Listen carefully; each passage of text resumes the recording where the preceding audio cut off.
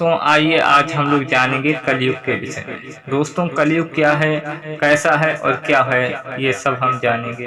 दोस्तों इसमें विशेष बात है इस वीडियो में कि आपको ये पता होगा कि भगवान के दर्शन आखिर कैसे होते हैं, कैसे उन्हें साक्षात दर्शन प्राप्त किए जा सकते हैं। इस टॉपिक पर हमने विस्तार से बातें की हैं।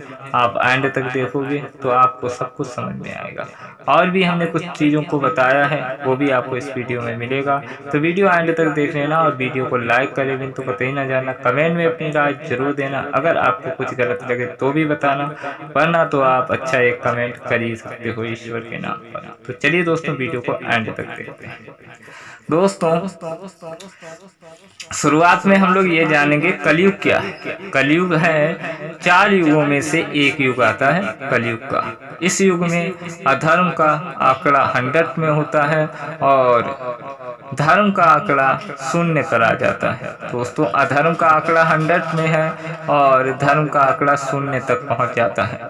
आखिरी तक मतलब आपको समझाने का प्रयास करें तो ये आप समझ सकते हैं कि कलयुग की शुरुआत से धीरे ही धीरे अधर्म बढ़ता चला गया, अब भी बढ़ रहा है, वर्तमान समय में आप देख ही सकते हैं और आगे भविष्य में भी बढ़ता रहेगा।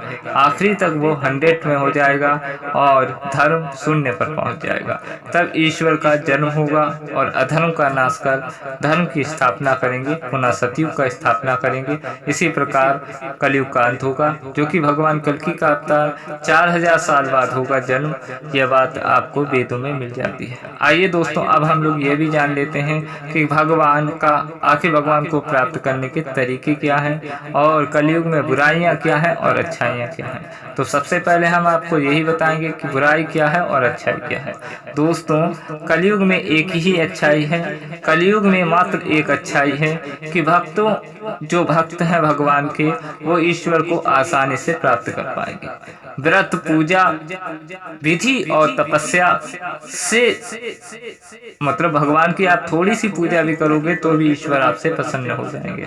सेकंड है राम नाम मात्र लेने से ही इंसान भवसागर पार कर जाएगा। दोस्तों कलयुग की एक ये विशेषता है कि इसमें आपको इतनी ज्यादा परिश्रम नहीं करना पड़ेगा, ईश्वर को आप आसानी से प्राप्त कर लोगे। अन्य युगों में तो 12-12, 13-13 साल तक तपस्या करनी पड़ती थी तब ईश्वर प्राप्त होते, लेकिन कलयुग में आसानी से ईश्वर को प्राप्त किया जा सकता है। अब आता है सवाल कि आखिर भगवान हमें लोगों को दिखते क्यों नहीं।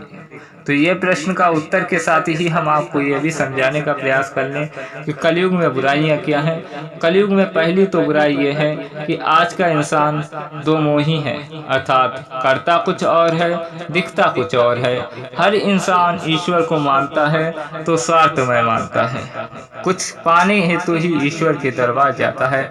100 में से बहुत कम ही ऐसे लोग होंगे, बहुत कम मात्रा में ऐसे लोग होते हैं जो ईश्वर के दर्शन करने जाते हैं, वरना ईश्वर से कोई ना कुछ मांगने जाते हैं। ये बात हमेशा याद रखना। सेकेंड बात है ईश्वर से जब कुछ मांगने जाते हैं तो हम लोग ईश्वर से ये मांग कहते हैं कि अगर मेरा ये काम हो जाता है तो हम आपको 10,000 50,000 जो भी अपनी श्रद्धा के हिसाब से हम चढ़ाएंगे। मतलब आप ईश्वर से कोई सौदा करने तो जाते हो, ये तो है नहीं ना। एक तो इंसान की ये प्रकृति खराब है कि वो ईश्वर को क्या दे सकता है और वो ईश्वर को देने की बात करता है। तो आइए हम लोग अब अपने मेन मुद्दे पर आ जाते हैं। मेन मुद्दा मेरा ये है कि आखिर ईश्वर दर्शन देते ही क्यों नहीं है, आखिर क्यों नहीं देते हैं। कलयुग में जब वेदों में भी बताया गया है कि कलयुग में ईश्वर आसानी से प्राप्त हो जाएंगे। मार्ग जो बताए गए हैं उन मार्गों का पालन हम लोग सही ढंग से नहीं करते हैं। अगर हम ईश्वर को प्राप्त करना चाहते हैं तो हृदय रूपी गंदगी को, जो हृदय में हमारे लोगों की मोह लोभ काम वासना बसी है, इसका त्याग करना होगा।